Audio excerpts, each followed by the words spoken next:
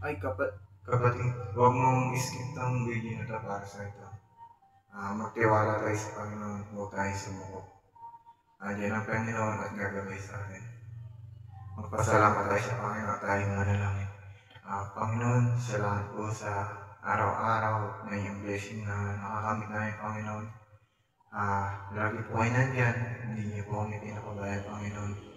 Salamat po, iningatan niyo po yung bawat isa po sa amin at yung bawat pamilya po ng Panginoon. At kahit dumadaan po kami sa mabigat na problema, Panginoon, nandiyan po kayo, binibigyan po kami kalakasan, Panginoon. At sa pagising po namin sa umagang ito, Panginoon, pinapasalamat po namin yung blessing po, Panginoon, yung nakakamit po namin. Pinapapasalamat po namin yung Panginoon. Salamat po in Jesus' name. Amen. Amen. Kapatid, ito, ang sabi sa Proverbs 16:3, bago ka gumawa ng kahit ano at magtiwala ka ng buo kay God at hindi sa sarili mo para magtagumpay ang bawat plano mo. Ganito, may plano ang Diyos sa atin sa bawat takbo ng ating buhay. Sa buhay ng isang tao, dumarating ang panahon mararanasan ang hirap at sa mga hindi inaasahang mga pangyayari sa buhay. Dumarating sa puntong gusto na lang nating sumuko at iwan ang lahat. Pero, papaano ba makakamit ng tunay na tagumpay?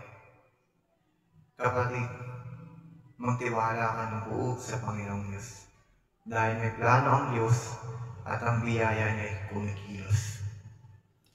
Huwag natin matalo tayo ng emosyon.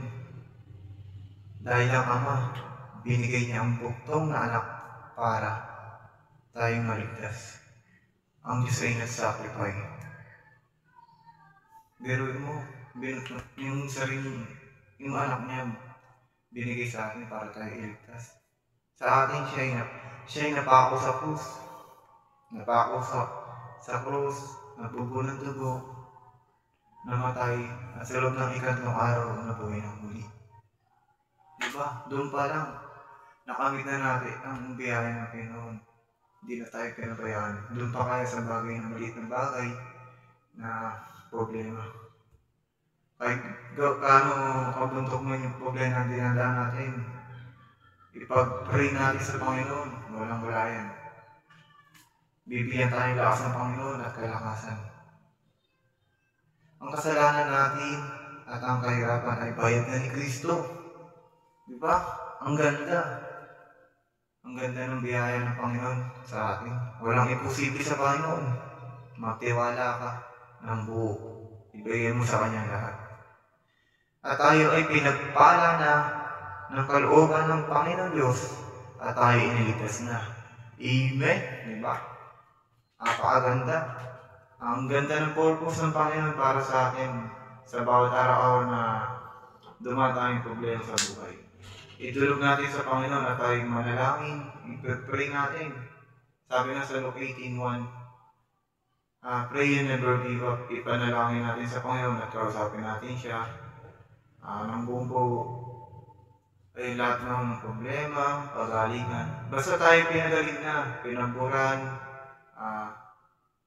binigyan ng lakas, pinagaling, ayun, mabuhay ng haba at aabutan natin siya ng buhay dito sa mundo.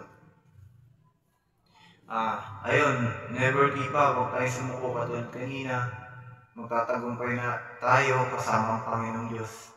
Magpasalamat tayo sa Panginoong Diyos. Amen. Salamat po guys kung mapanood nito. Maging halimbawa po sa inyo ito.